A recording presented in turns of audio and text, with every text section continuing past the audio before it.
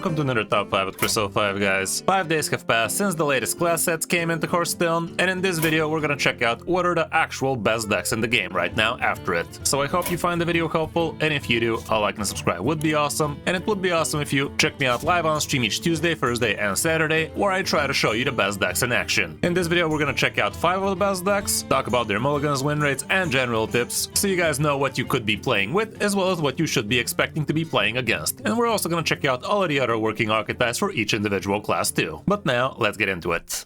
Before we get into the best decks, I'd just like to remind you that if you wanted to support the stream for free, you can download yourself Raid from my premium download link and start Raid the right way with 4 amazing champions. Right now, the game had some pretty huge quality of life changes that make the game even easier to get into, and they do these huge quality of life changes every few months, so they really do listen to the community. I've been playing the game for over 3 years now, and I gotta say I have been enjoying it quite a lot, and even though a lot of people say bad things about this game, I can assure you, if you give the game a try, I believe a lot of you will actually like it. I also have a pretty good YouTube channel about the game as well, where I give you guys top quality guides, tips, and epic moments, so you guys can join me on this journey as well. So yeah, if you want to support the channel for free, download the game from my premium download link, get yourself 4 amazing champions as soon as you start, and you're also gonna have 48 hours to use the promo code section for an extra amazing legendary champion. But now, let's get into the best decks.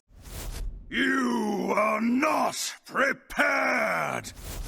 The first deck on the list is still gonna be Spell Demon Hunter, and this deck has been going very strong for quite a while now, and not much has changed honestly. The class sets have barely made a dent on the meta so far, and I think we're not gonna see a single new card in any of these decks for the last 3 days, and that really does say a lot, but I'm pretty sure we should be seeing a batch of buffs to a lot of those cards, which is gonna give them some new life. Anyway, for the Spell Demon Hunter, not anything too fancy in it. It literally runs the perfect 28 cards of Spell Demon Hunter, which we have seen way too much of already, but the interesting thing about this list is it's not running any Solitudes, which definitely felt like a nice card with which you could be doing some pretty good high rolls. Broxigar Last Stand is coming back in here with a couple of copies involved, and we also have ourselves a couple of Present Advantage. The rest of the deck looks pretty standard stuff. I do have several detailed guides about this deck, so definitely give those a check if you want to see exactly how you want to be playing this thing, and you can actually pick from quite a few lists as well. When it comes down to the matchups, here's what we have. Literally almost no bad matchups aside from Egg Warrior, which is a hard counter, and same can be said for Egg Warlock, but to be fair, you're not really gonna see too many of those. Aura Paladin might be a little bit on the negative, and Mirifra Druid is also, I'd say, not this slightly negative. I think Mirifra Druid is definitely a lot more favored than this, but all around, as you can see, you are gonna be great against most aggro stuff. When it comes down to the mulligan, here's what's gonna happen when you're going first. You're gonna be trying to get yourself the decent, good, cheap stuff, and also curving into your Eternal Hold would be amazing, especially if you're not against a rogue.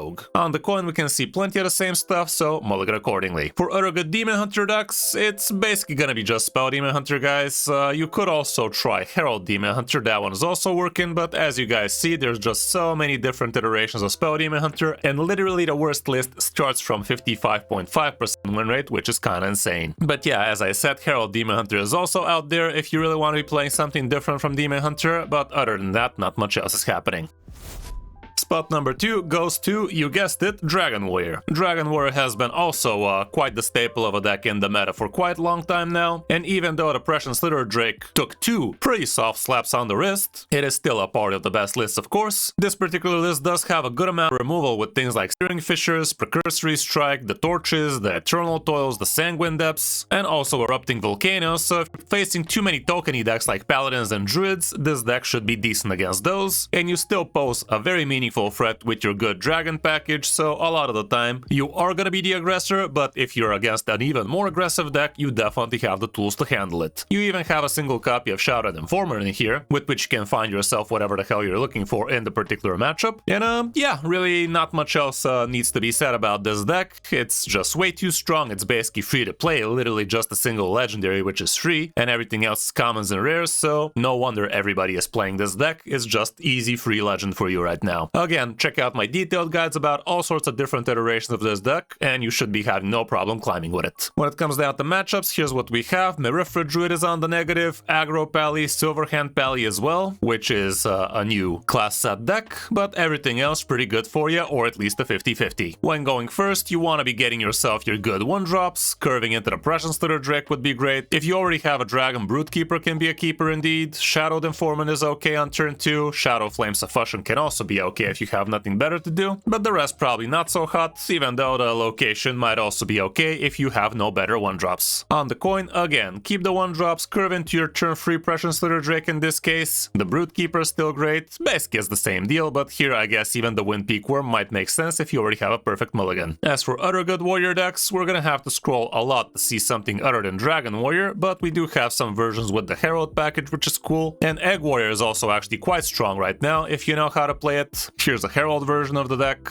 All around, basically, the Dragon package is really strong, and also some Egg Warriors are definitely not too bad, but as you see, it's not absolutely top tier, but I do believe that this deck has a little bit higher skill cap.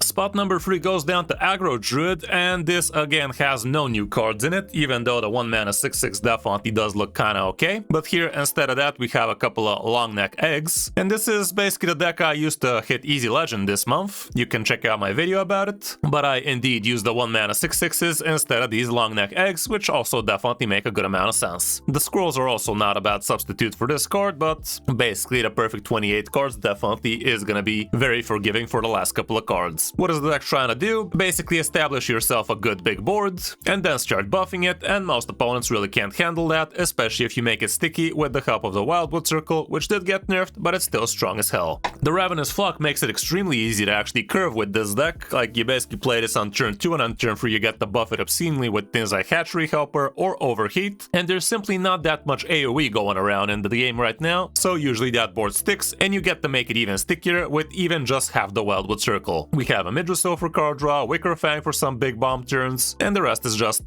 tempo stuff for the board, and buffs and discovers. Matchup wise, you are a pretty quick deck, but some decks are not gonna be too great for you, even though as you can see it's literally most of the time 50% or very much in your favor, and other versions of Aggro Druid might be too quick for you. When you're first, you are gonna try and get yourself a good 1-draw for turn 1, Ravenous Flock for turn 2, the Felwood Treant could be a good keep, especially if you have things to load it up with, but honestly you can even just tempo it out for the sake of gaining that 1-mana temporarily that turn so you can tempo out quicker. Don't always try to get the permanent mana is what I'm trying to say. The long neck egg could be good, and curving into the Hatchery Helper from a Ravenous Flock is absolutely nuts. Same can be said for Overheat, honestly. If you have the Flock, you might even consider the Overheat against some matchups. Going second, again, basically the same deal, so as long as you get the curve, you should be having no problem climbing with this one. We also have Merifra Druid still going pretty strong, especially in top legend where Spell Demon Hunters are going rampant, and Merifra Druid is a great way to counter those. And we can also see Big Druid apparently, whatever the hell that is. I don't think I've seen this deck on ladder just yet. Is this what people call Hostage Druid right now? Looks kinda interesting, but so far doesn't seem to be working all that well.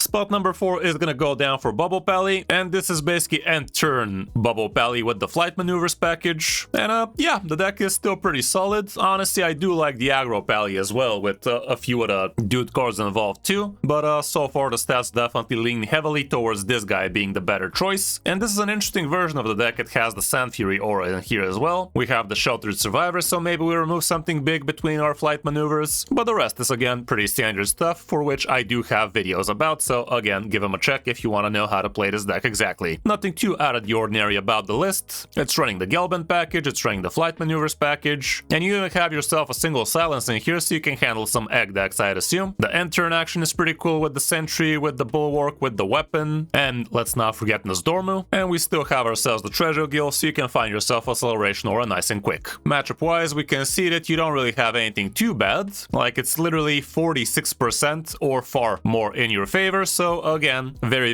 easy deck to be climbing with, even though Spell Demon Hunter is slightly on the negative. Going first, you're always gonna be looking for your Violet Treasure Guild or for your Acceleration Aura straight out. Searching for the Flight Maneuvers in your starting hand is also pretty good, and holding on to a 1-drop not the worst idea. If you already have a 1-drop, you could consider holding on to a 2-drop, but I'd much rather just hard mulligan for a Violet Treasure Guild, especially if I don't have any of them. On the coin, again, try to get the guild, try to get the aura, the Flight Maneuvers, that kind of stuff. Everything else is just gonna be suboptimal, and you should only consider keeping it if you already have at least one of these. This right here is the list I'm showing you, a very proven deck for the last 3 days with almost 60% win rate, and we have a very similar list with basically even better sample size with slightly slower win rate. There's also several versions of aggressive pallies out there with silver hands, and also just aggro pally is still up there. Here's a list that's doing okay, but not that okay. Apparently the nerf really did actually kind of hit it well, making it even worse against things like Spell Demon Hunter for sure. But yeah, right now it's either end turn paladin, dude paladin, or aggro paladin, that kind of stuff.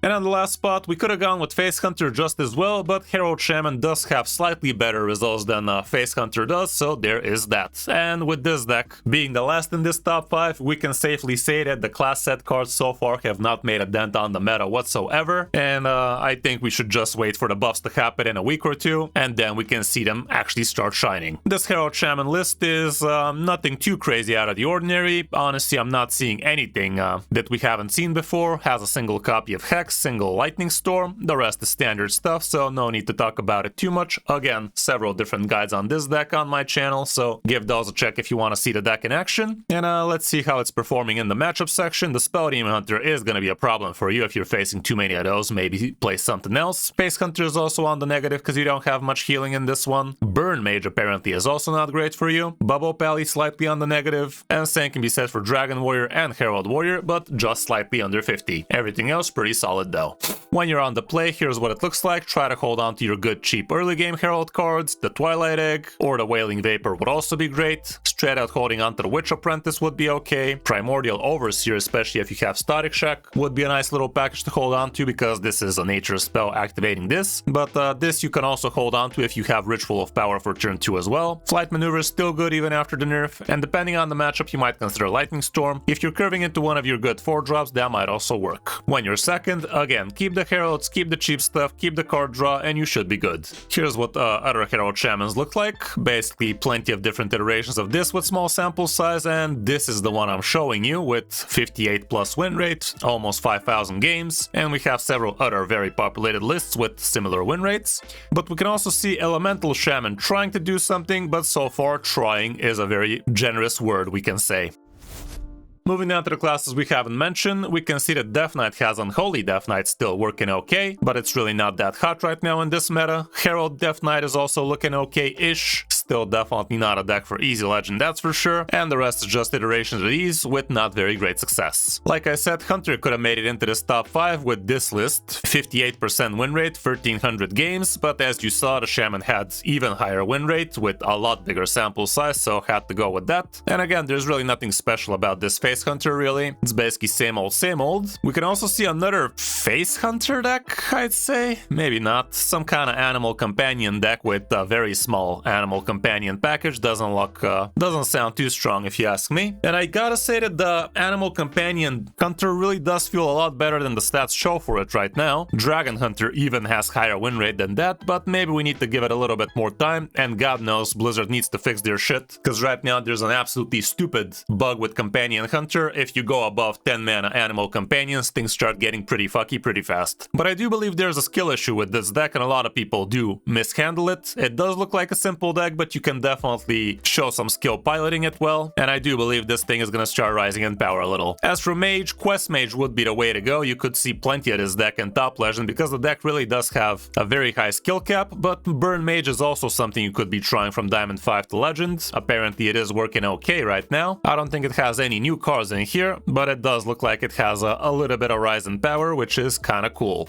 The biggest flop of the class set so far would be Leyline Mage. Everybody tried that deck and nobody managed to make it work past 40 plus win rate. As you can see, everything is absolute dog water for this deck right now, and I'm assuming we're gonna see some pretty big buffs to this package pretty soon, but until then, it's gonna be pretty mediocre at best. When it comes down to Priest, Control, Quest Priest would be the way to go, and there's really nothing else working for the class right now, and working is, again, a very generous word. As for Rogue, Imbue Rogue and Herald Rogue both work work well. Sometimes even combining the two can work good for you, but it is kind of clunky. And that's basically it about the class according to the stats at least, even though some players do have some success with aggressive rogue decks here and there. For the most part, it's simply not working. And with Warlock, Egg Warlock would be the best you could be going for, even though I did give Divergence Warlock a shot, and I gotta say the deck actually looked a lot stronger than the stats suggest. It is a very hard deck to play well, but if you play it well, you could be expecting much better results than this, I can tell you that much.